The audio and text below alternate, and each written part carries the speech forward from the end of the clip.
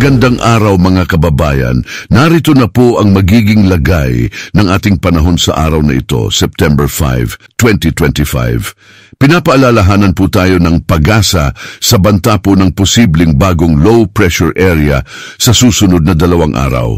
Dahil ayon po sa kanilang datos, posibleng may mag-developed na low pressure area sa mga cloud cluster na kanilang binabantayan sa loob at labas ng Philippine Area of Responsibility sa susunod na 2 araw. Samantala, patuloy pa rin po ang epekto ng hanging habagat o southwest monsoon sa buong kapuluan ayon po yan sa pag-asa. Kaya makararanas pa rin po tayo ng kalat-kalat na pag-ulan sa malaking bahagi po ng Luzon at ilang bahagi po ng Visayas.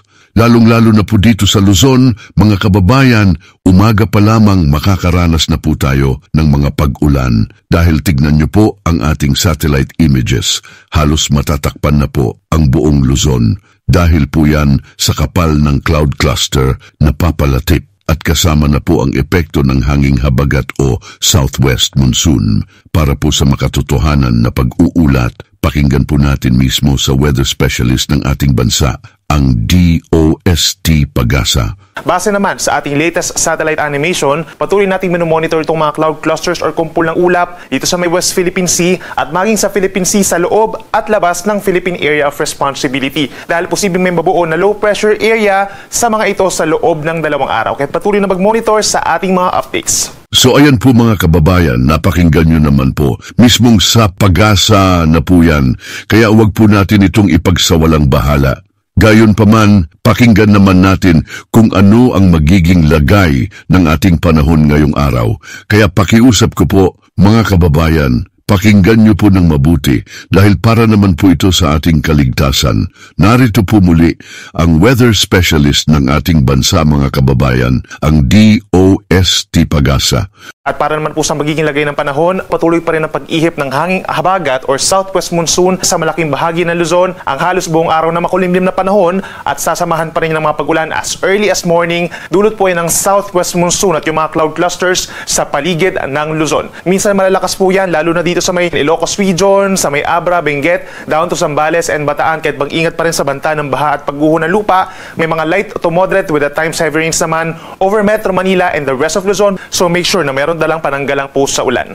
Samantala, nagtaas po ng weather advisory ang Pag-asa. Ito po ay babala para sa mga malalakas na mga pag-ulan. Sa susunod na 24 oras, posible hanggang 100 mm na dami ng ulan dito po sa mga probinsya ng Ilocos Sur, pababa ng La Union, Benguet, Pangasinan hanggang sa may Zambales. So ibig sabihin, pag meron tayong 100 mm sa dami ng ulan, posible po ito magdulot ng mga pagbaha sa mga ilan lugar na mamababa at yung pumalapit po sa mga kailugan at possible din po yung mga localized na mga pagguho ng lupa sa mga bulubundukin na lugar naman dito sa may western sections ng northern and central Luzon.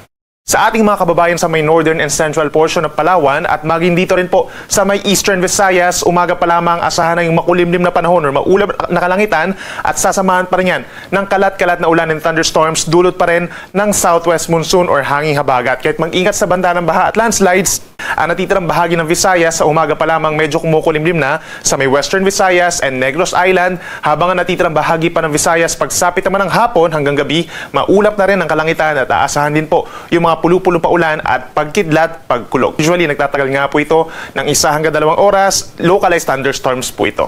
Sa ngayon at possibly po hanggang sa weekend, wala tayong aasahang gale warning or babala sa mga delikadong alon at possible mga sea travel suspensions nga po. No? In general, sa mga susunod na araw, nasa kalahati hanggang 1 metro ang taas sa mga pag-alon, malayo sa pangpang, then possibly pag meron tayong mga thunderstorms or malalakas sa mga hangin, posibleng umakyat yan sa hanggang 1.5 metro sa malaking baybayin po ng ating bansa. Ang high tide ay 1.23 meters at 7:18 in the morning, nasusundan naman ng low tide or almost sea level at 4:23 p.m. Ayan mga kababayan, hanggang sa pagsapit na po yan ng hapon o gabi. Kaya paalaala po ng Pag-asa sa ating lahat mga kababayan, laging mag-ingat, maging alerto sa banta ng pagbaha, sa pagguho ng lupa, lalong-lalo na tuwing magkakaroon ng malalakas na pag-ulan.